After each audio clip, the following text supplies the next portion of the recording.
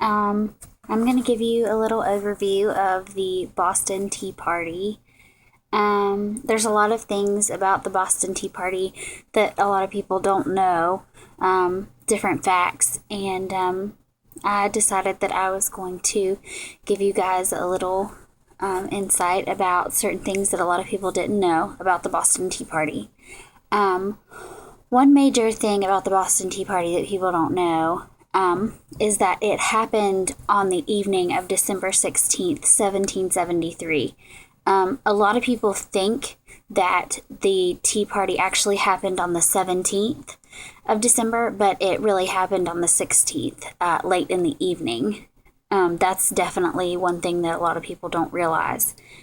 Another thing that people don't know is that it took place in what's called Griffin's Wharf.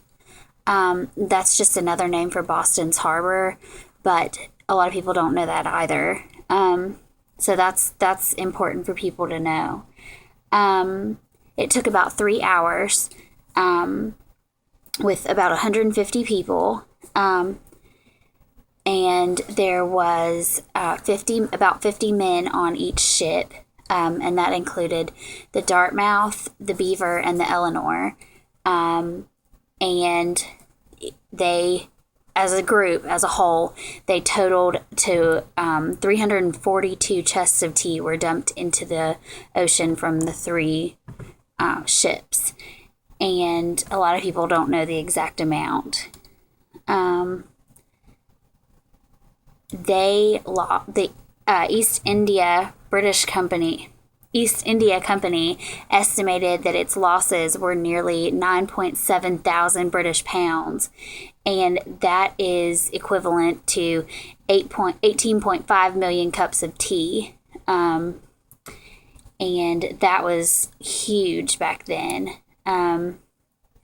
The water turned brown from all of the tea in the water, and it didn't turn back to normal until several days later. Most of the